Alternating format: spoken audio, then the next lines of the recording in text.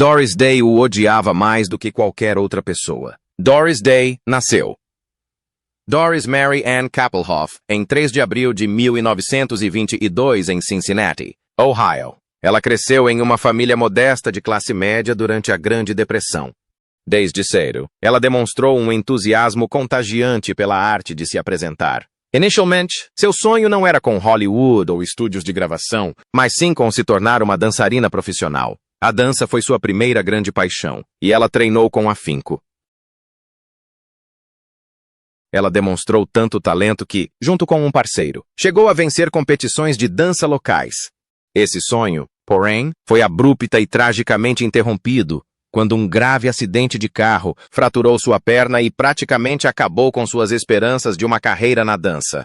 Contudo, foi durante sua longa e dolorosa recuperação que o destino interveio de outra forma. Confinada em casa, ela começou a cantar junto com o rádio, descobrindo um talento vocal natural e espontâneo que logo se tornaria seu maior dom. Encorajada por amigos e familiares, Doris começou a se apresentar com bandas locais, eventualmente chamando a atenção do líder da banda, Barney Rapp, que sugeriu que ela mudasse seu sobrenome para Day, inspirado por sua interpretação da música Day After Day.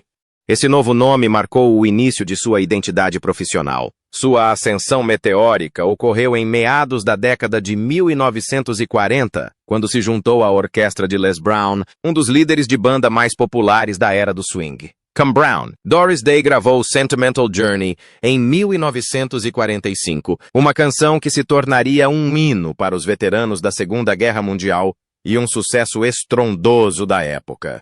Sua voz calorosa, clara e emocionalmente sincera ressoou profundamente com os ouvintes, diferenciando-a instantaneamente de outras vocalistas da época.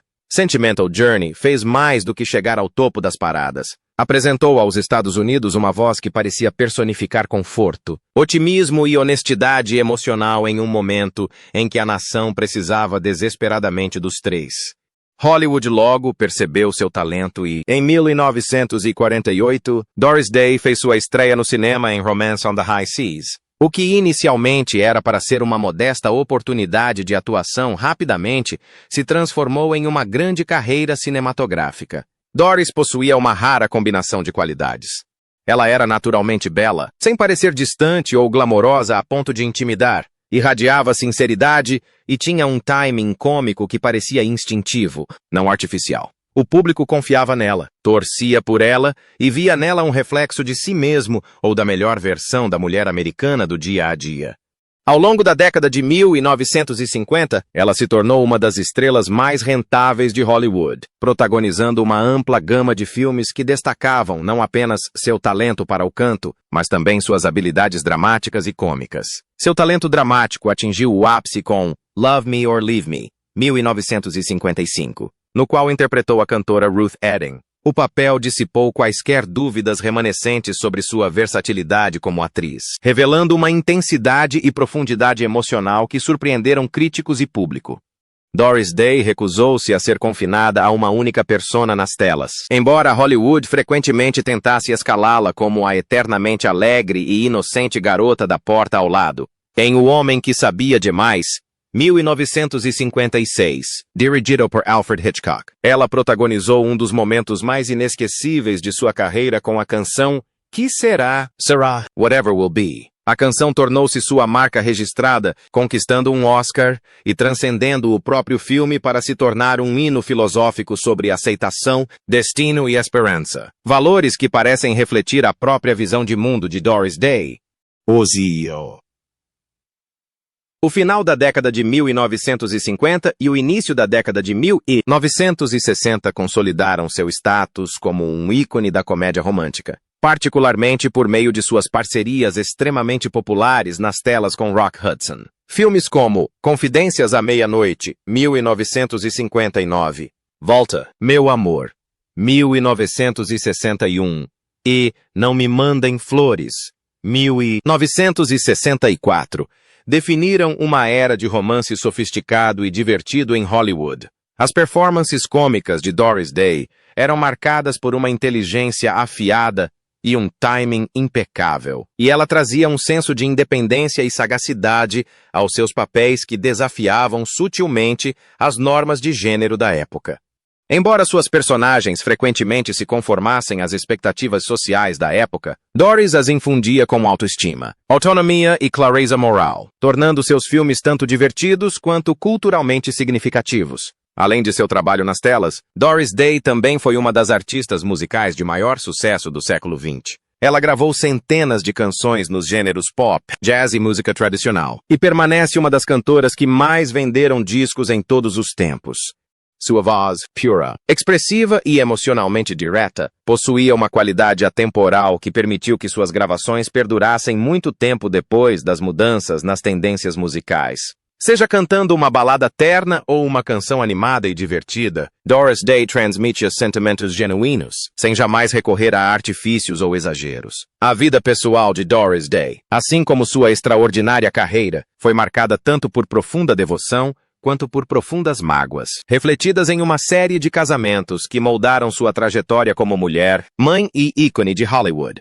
Seu primeiro casamento aconteceu de forma dolorosamente precoce. Em 1941, ainda muito jovem e prestes a alcançar a fama, Doris casou-se com Al Jordan, um talentoso trombonista. O que começou com esperança e romance rapidamente se transformou em turbulência. O casamento gerou seu único filho, um amado menino chamado Terry, que se tornaria o centro emocional de sua vida. Entretanto, a portas fechadas. O relacionamento era profundamente conturbado. Jordan era fisicamente abusivo, e Doris suportou medo e instabilidade durante um período que deveria ter sido repleto de promessas e alegria.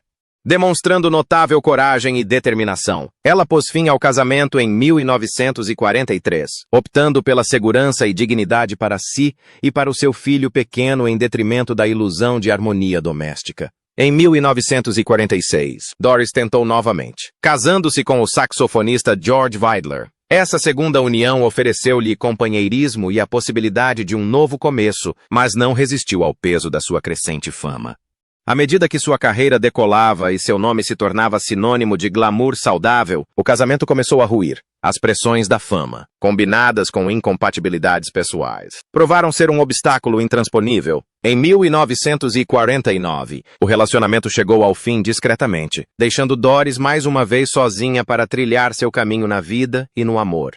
Seu terceiro casamento se tornaria o mais significativo e complexo de sua vida. Em 1951, Doris casou-se com Martin Melcher, um homem que não apenas se tornou seu marido, mas também se envolveu profundamente em seu mundo profissional. Melcher adotou formalmente seu filho, assumindo o papel de pai, e passou a produzir muitos dos filmes de maior sucesso de Doris Day, ajudando a moldar sua imagem como a queridinha da América. Durante 17 anos, permaneceram casados, um período que coincidiu com o auge da fama e produtividade dela. No entanto, por trás da fachada de sucesso profissional, escondia-se um casamento que mais tarde se revelou repleto de controle e má gestão financeira. A morte de Melcher em 1968 marcou o fim do casamento e o início de um doloroso acerto de contas para Doris, ao descobrir a extensão da má administração de suas finanças durante os anos em que estiveram juntos.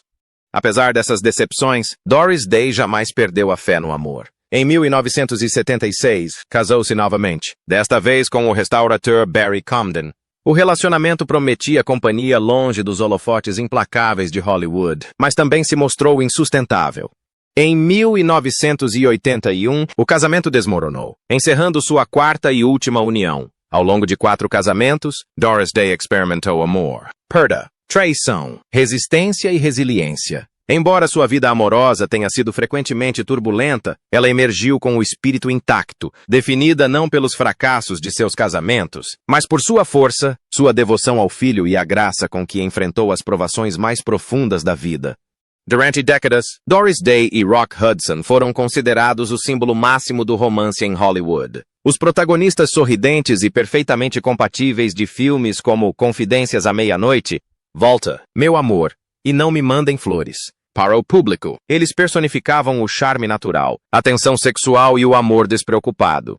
Mas por trás da ilusão criada em estúdio, a verdade era muito mais complexa. E, em reflexões posteriores de Doris Day, ficou claro que seus sentimentos em relação a Hudson eram permeados por decepção, raiva e uma profunda sensação de traição, que ela raramente se permitia expressar publicamente. Doris Day era conhecida por sua cordialidade, disciplina e profissionalismo implacável.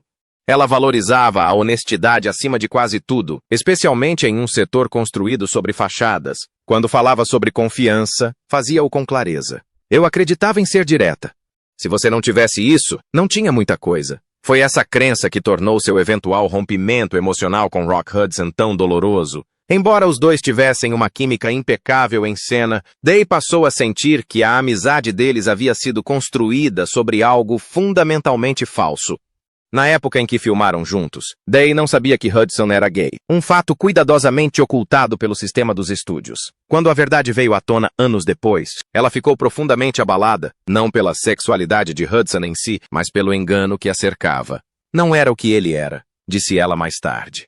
O problema era que todos sabiam, menos eu, para Doris Day. Essa constatação foi humilhante. Ela acreditava ter sido usada como peça de um jogo em uma mentira cuidadosamente arquitetada para proteger o investimento do estúdio. A traição foi ainda mais dolorosa porque Hudson não era apenas um colega de elenco, era alguém que ela pensava conhecer. Eu confiava no Rock, admitiu ela. Passamos anos rindo, ensaiando e trabalhando lado a lado. Eu achava que havia sinceridade entre nós. Descobrir que a imagem de romance que eles vendiam para o mundo era propositalmente falsa a fez se sentir manipulada. Hoje, não se tratava de uma mágica inofensiva de cinema. Era uma violação de sua integridade pessoal. Seu ressentimento aumentou com o tempo, especialmente porque o público continuou a romantizar o relacionamento deles. As pessoas falavam de nós como se fosse real, ela comentou certa vez. E eu tinha que sorrir junto, sabendo que não era. Esse silêncio forçado, outra exigência da era dos estúdios, tornou-se uma forma de crueldade. Day acreditava que Hudson, protegida pelo sistema, nunca pagou o preço pela mentira, enquanto ela carregava o fardo emocional dela. Quando Hudson revelou seu diagnóstico de AIDS na década de 1980, os sentimentos de Day ficaram ainda mais conflitantes. Ela apoiava a pesquisa sobre a AIDS e demonstrava compaixão pela crise, mas não se apressou em reescrever a história. Senti pena dele, disse ela em voz baixa, mas isso não apagou o que aconteceu. Suas palavras refletiam uma mulher que não estava disposta a deixar que a tragédia a absolvesse anos de engano. Para Doris Day, compaixão não significava esquecimento. Em particular, ela era mais direta. Senti-me tola, admitiu ela, e não gosto de ser feita de tola. Esse sentimento revelou por que seus sentimentos em relação a Hudson eram tão fortes. Não era ódio no sentido simples do termo. Era o tipo de raiva que nasce da quebra de confiança, da constatação de que uma parceria profissional tão querida havia sido moldada por segredos que ela nunca concordou em guardar. Apesar do desejo de Hollywood de imortalizá-los como um casal perfeito, Doris Day se recusou a romantizar a realidade. O que vocês viram na tela não era a minha vida, disse ela firmemente. E não era a verdade. No fim, seu julgamento mais severo não foi reservado apenas para Rock Hudson, mas para o sistema que incentivava mentiras e exigia silêncio. Mesmo assim, Hudson permaneceu como o rosto dessa traição em sua memória. Doris Day viveu o suficiente para contar sua história em seus próprios termos.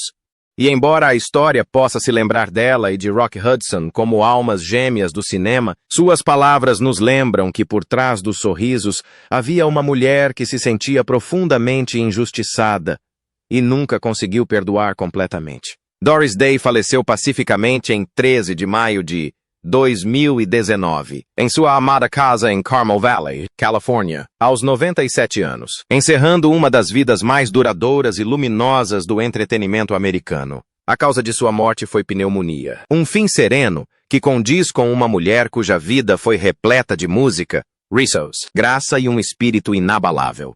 A notícia de seu falecimento foi compartilhada com o mundo pela Fundação Doris Day para Animais, a organização beneficente que ela fundou e cultivou por décadas, refletindo o quão profundamente a compaixão e a defesa dos animais estavam entrelaçadas em sua identidade. Fiel aos valores pelos quais viveu, Doris Day deixou seus desejos claros muito antes de falecer. Ela pediu que não houvesse velório, lápide, homenagens públicas, grandes cerimônias ou despedidas formais.